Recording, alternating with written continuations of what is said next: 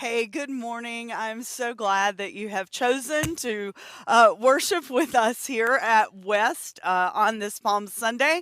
It is one of the high holy days that we celebrate as followers of Christ. If you are new to the West community, we extend a very special and warm welcome to you. We'd invite you to text welcome to the number that you see on your screen. Let us know that you're worshiping with us.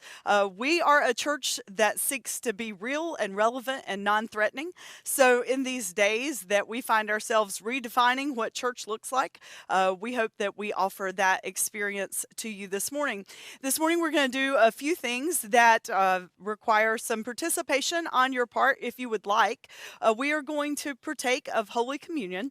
So I would invite you over the next few minutes as you are in your homes to find some bread or a cracker or something and some type of juice so that you can, when we partake of communion here, you can do that with me online.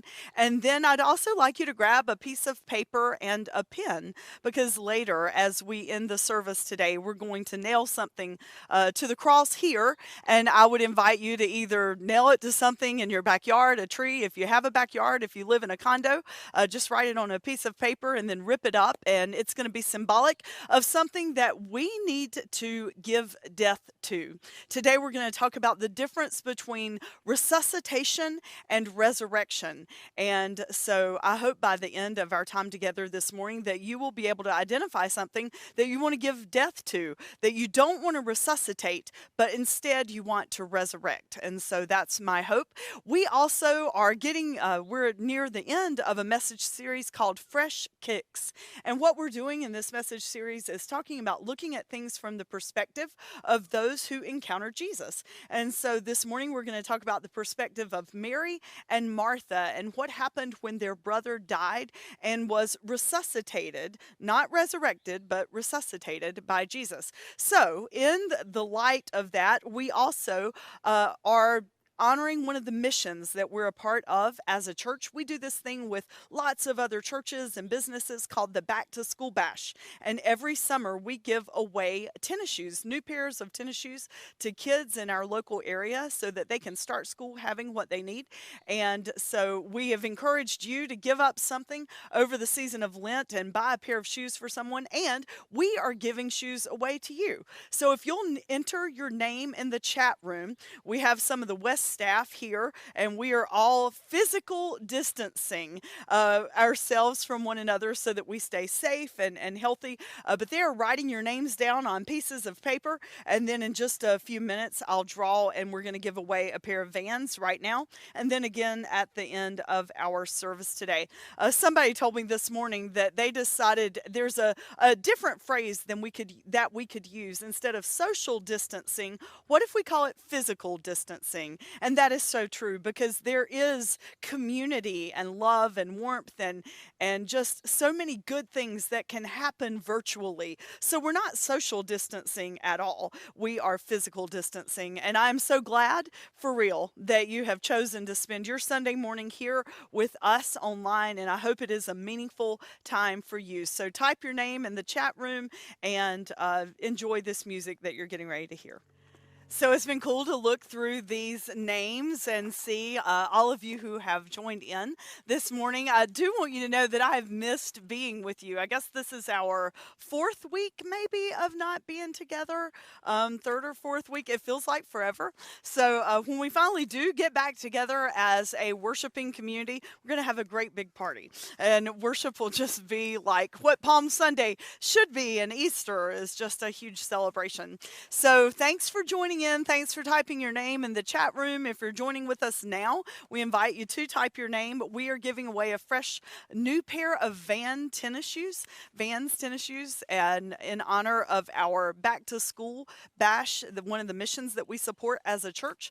And so thanks for being a part of that. And the winner of the Vans today is Michelle Anderson. So Michelle, thank you for all that you do for our community, and congratulations on winning a new pair of Vans.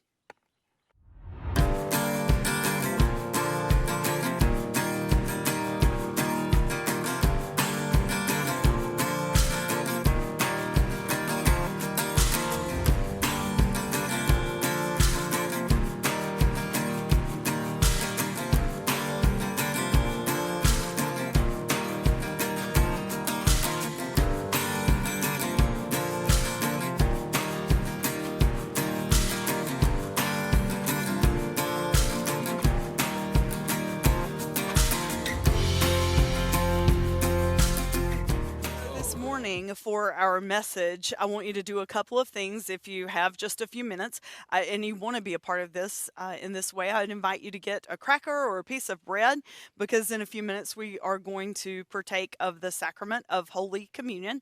And then at the end of the message today, I'm going to invite you to write something on a piece of paper that you would like to give death to and bring new life to. And I'm going to invite you to just dispose of that piece of paper in a manner that's appropriate for you wherever you are in your circumstances.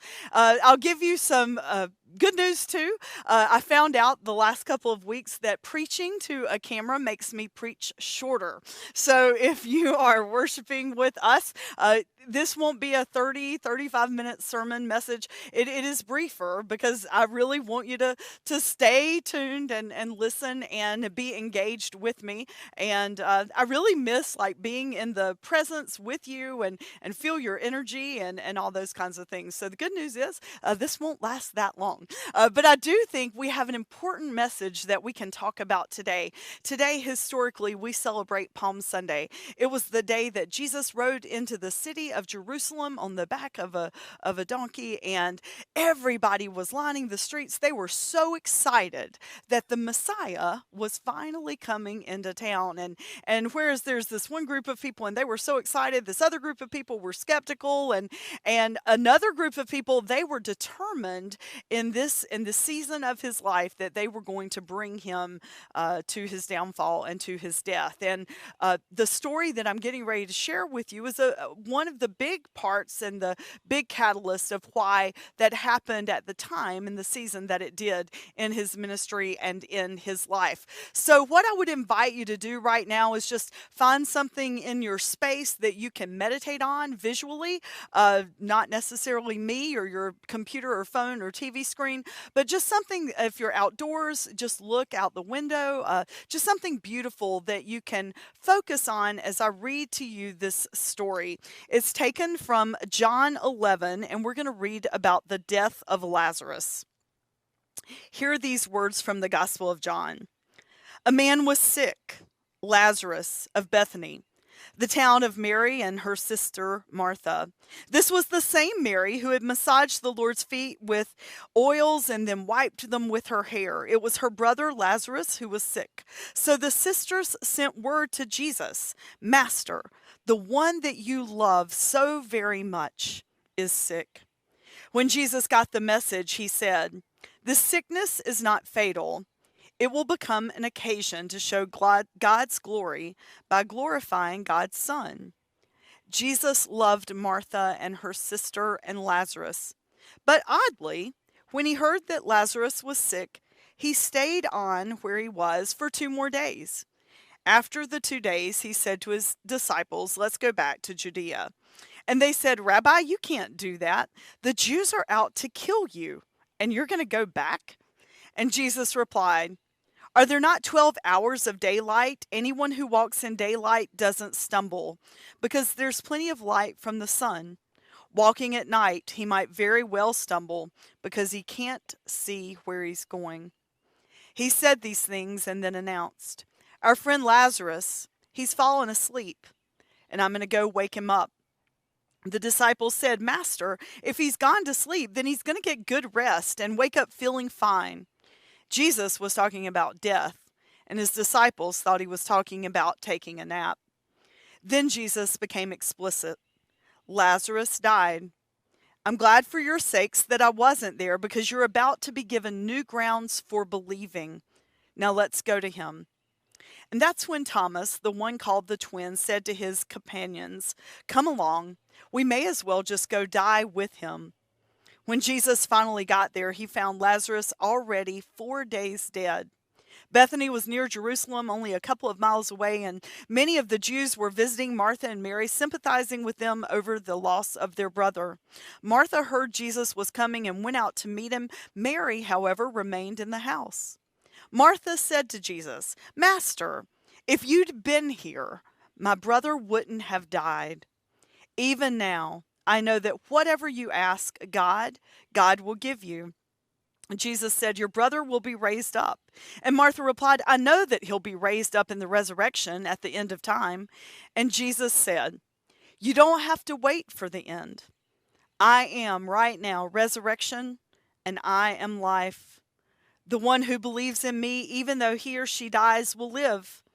And everyone who lives believing in me does not ultimately die at all.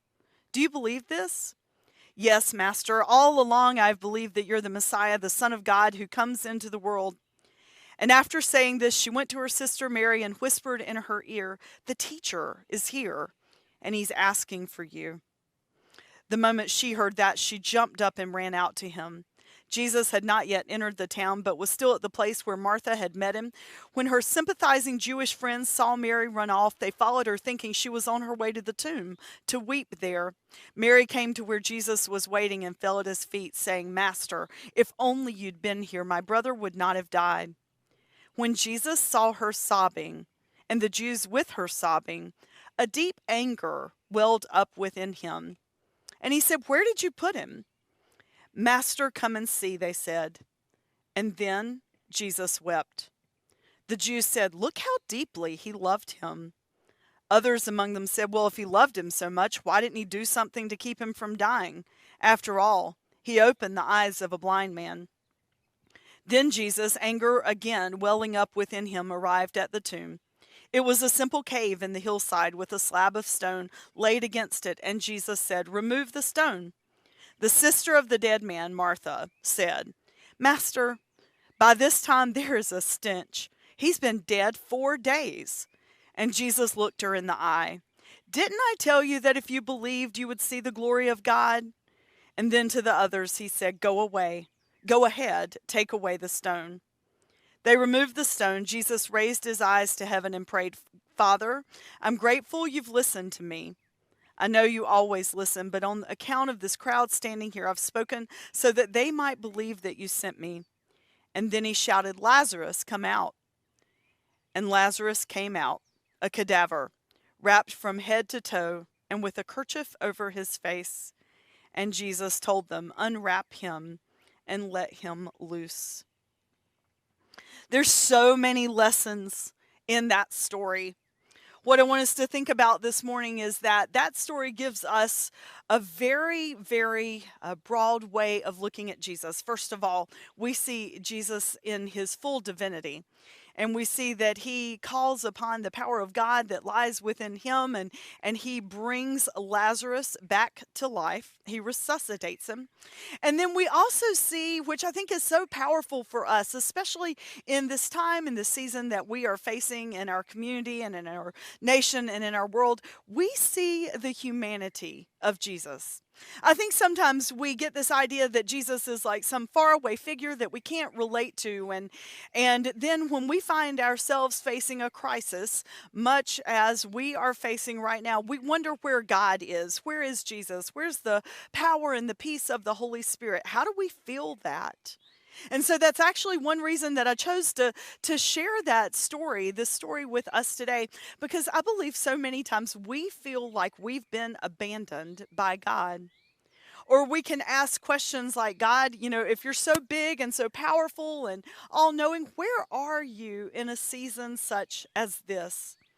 I took some time this week to begin reaching out to the West families that are a part of the West community by email, and am going to work my way through our whole database. But I was just struck by so many of the replies that I got back. I mean, this seems real, of course, because we're all living it together, but then to hear multiple personal stories. I can't tell you how many different families are facing economic peril. At least probably half of the families that I heard from this week, they are facing job loss. So many are the companies that they work for are having to pull back their business, and a lot of people are having to make decisions about who they as employers are going to lay off. Economic crisis is very real. And then so many of our families were sharing that they really have not gone out of their home for the past 3 weeks because they fall in the age bracket that if they were to catch COVID-19, they could potentially become very, very ill. And so they are totally following the stay-at-home order. And they have people that are bringing needed things like food and groceries to them and medications to them so that they can stay safe.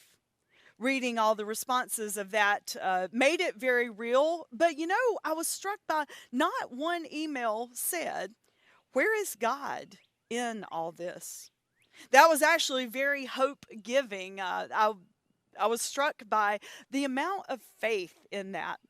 But I want us to also know that because God is so big, it is actually okay to question God and say, "Where in the world are you?" And we see that because Jesus, who is fully divine yet also fully human, Jesus got mad. I mean, he is angry. And the Greek word that is used in this passage for anger, the way it translates, if you think about a horse, if you've ever seen a horse or seen a video of a horse and the loud snort that they make, which I will not replicate for you right now because it will not be pretty, but the sound that the horse makes, it's just so angry. That's what the Greek word means. Jesus was just so frustrated.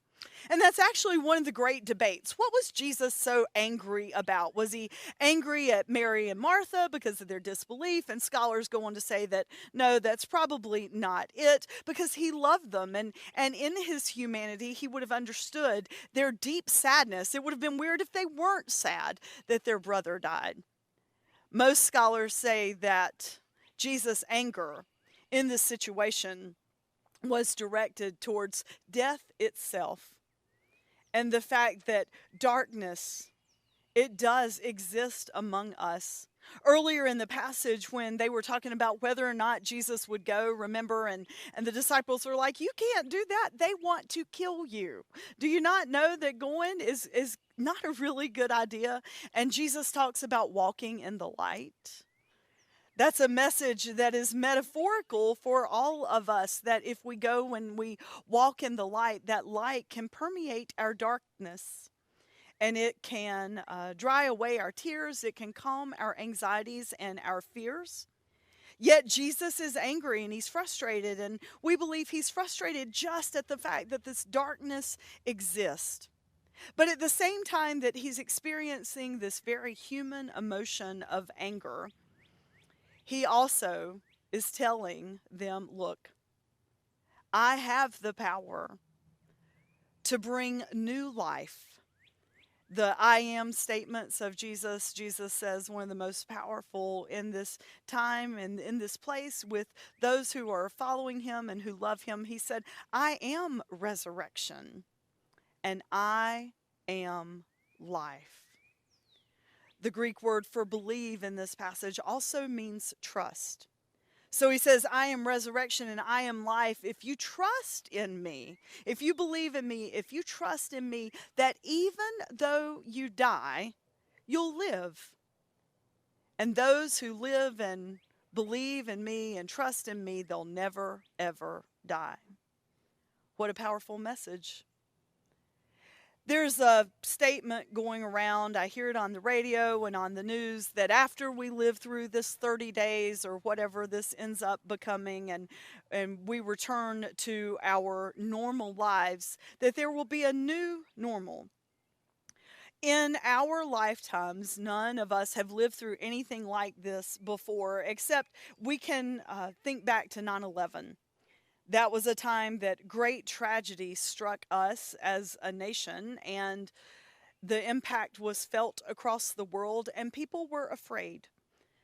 People were afraid of what was yet to come. Would the terror strikes continue, and safety was in peril?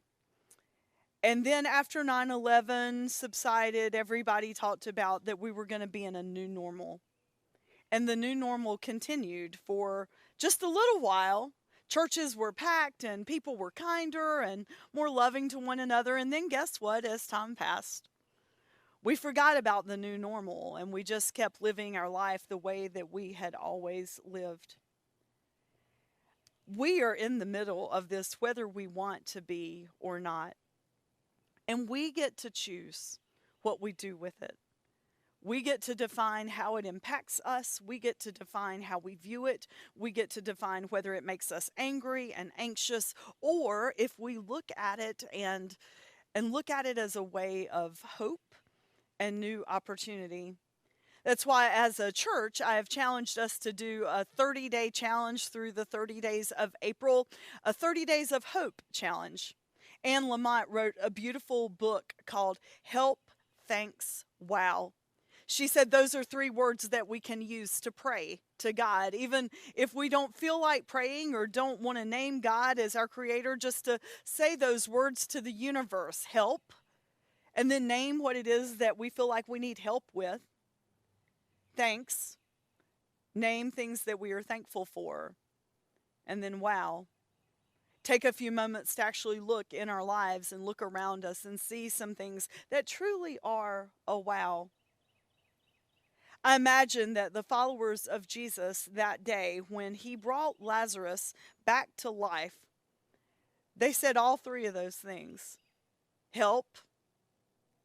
Thank you for coming. Thank you for caring. Thank you for loving us. And then, wow, look at what happens when we do believe you, when we trust you, when we claim your power. The difference between resuscitation and resurrection. Resuscitation is when you breathe life back into its same form. Jesus resuscitated Lazarus. He brought him back to life. Next Sunday, after we live through the week ahead, we'll celebrate resurrection, not resuscitation. Jesus experienced resurrection. It wasn't bringing life back to an old form. It was bringing new life and new beginnings in new ways.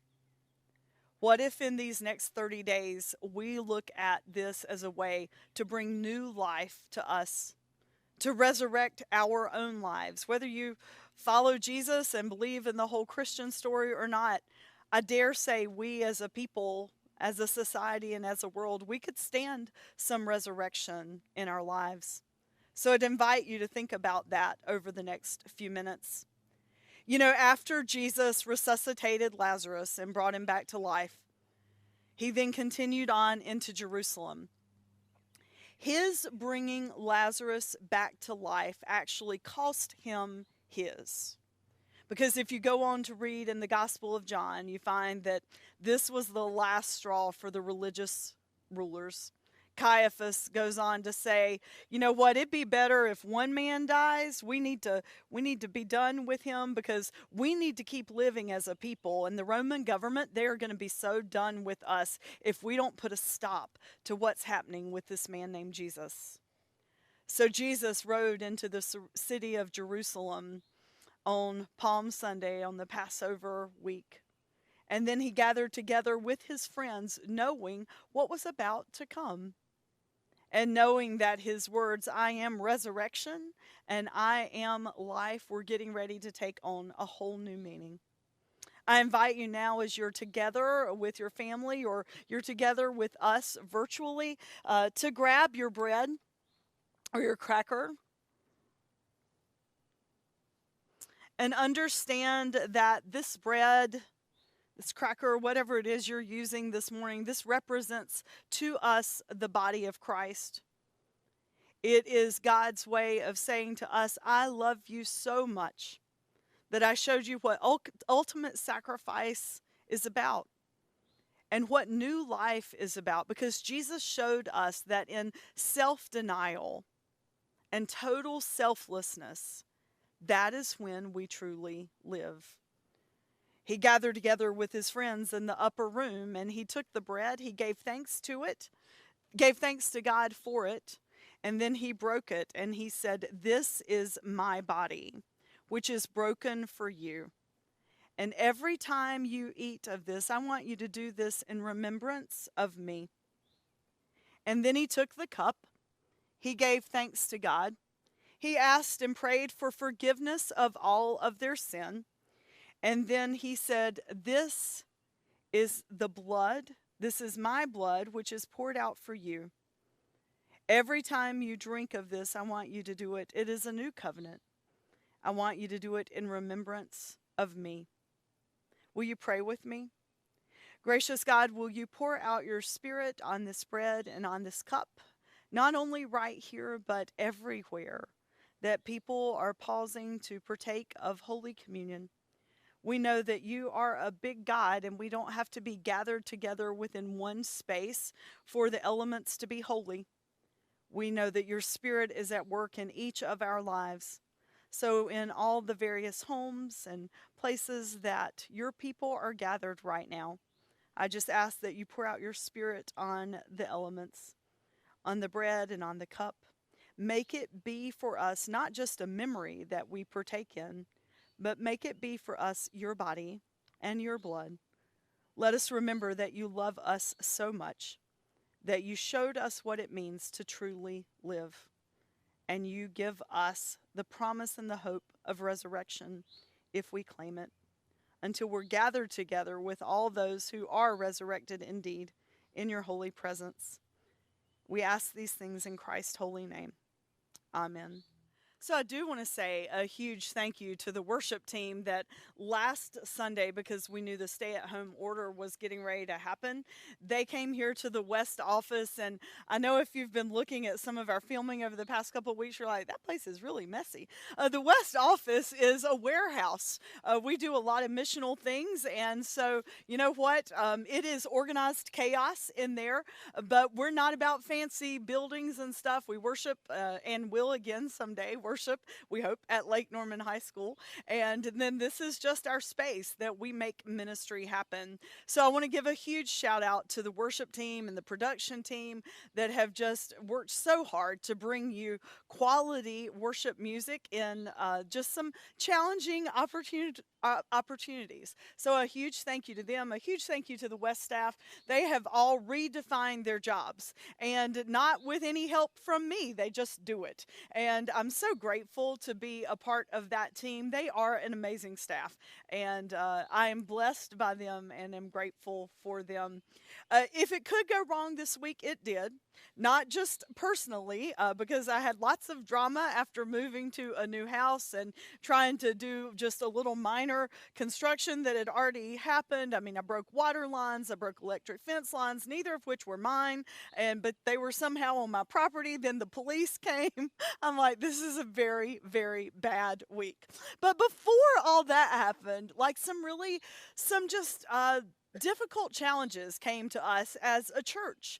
I don't know if you know this or not, but every Sunday we work with a couple of other churches, and we have a food truck mission that happens at Parkview Elementary. We serve anywhere from 150 to 250 people every single Sunday. It's a huge endeavor, one that we've been a part of for a couple of years, and something that we're really passionate about. When COVID-19 hit and all the concerns about cleanliness and contamination of one another, we reached out to medical personnel and our denominational officials. We're United Methodist Church, so reached out to the bishop and the assistant to the bishop to see if we were violating any kind of order from them, and they both said no. Now is the time that you need to feed people more than ever.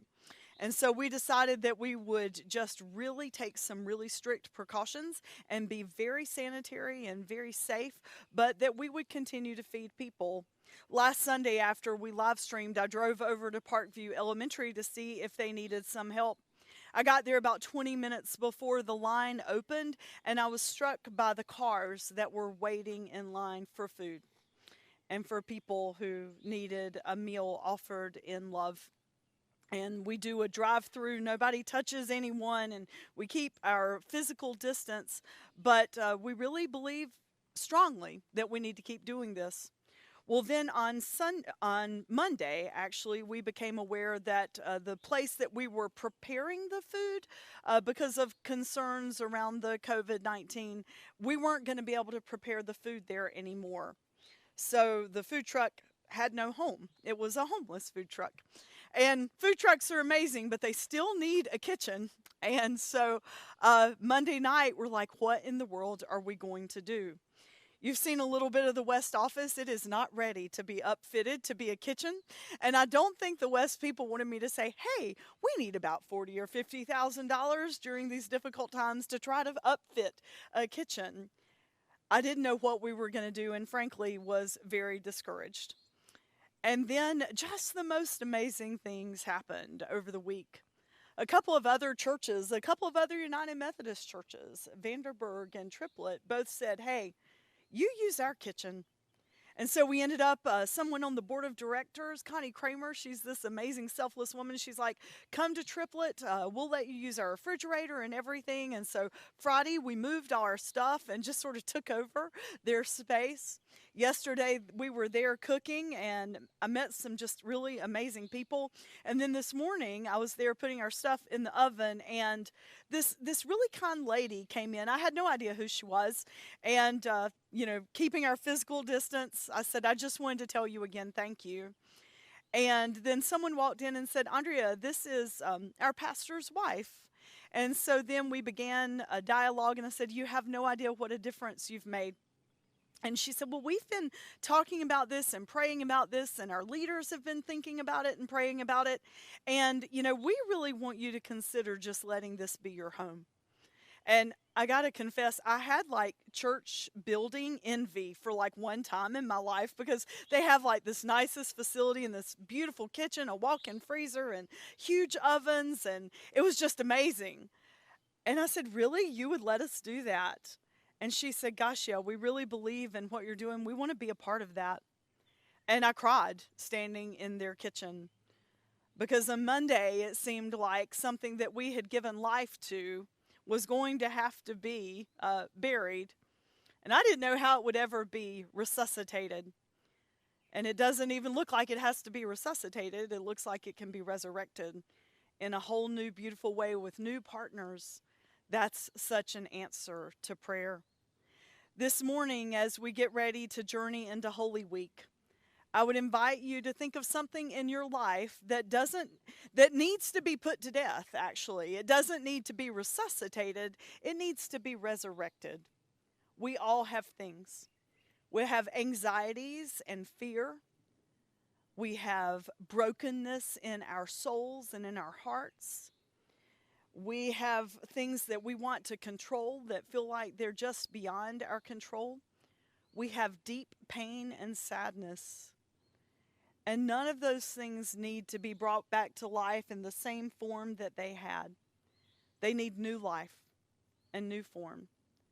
So I want you to grab a piece of paper, and during the next song, I'd invite you just to write down on that piece of paper something that you need to nail to the cross or get rid of in your life, something that can be put to death so that new life can come.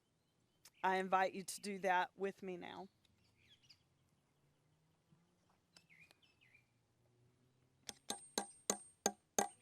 Thank you for being with us this morning. I hope you'll stay tuned.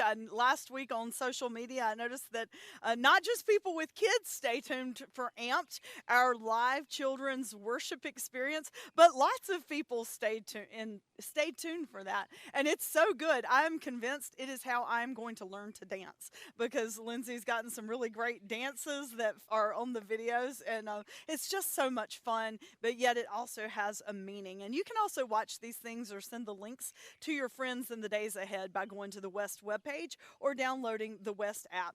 I do hope you'll join me on the 30-day challenge, the Help, Thanks, Wow. We're going to have a more intentional push on social media about that. I promise if at the end of every day we would stop and just give voice to the things we need help with, and also stop and be able to say thank you and wow, it'll change our perspective these 30 days. And we'll be able to look at how new life is given to us in this season amidst our fears and our anxieties. I'm going to draw for our second pair of vans this morning, and the winner is Tasha Claridge. So congratulations, Tasha. We are glad and so glad that you can win a free pair of Vans. Next Sunday's the last day that we'll be doing that. And then after that, we're going to dive into relationships. That's going to be our next message series, because probably you are having some opportunities to grow in your relationships with those that you love during this season. I do hope you'll go with me in the days ahead through Holy Week. We're going to have a daily devotion each day and talk about the things that would have been happening in the life of Jesus. And the next Sunday, we're going to come together again, and we're going to celebrate virtually the resurrection that gives us all the promise and power of new life. Thank you for being here this morning. Go in peace. Amen.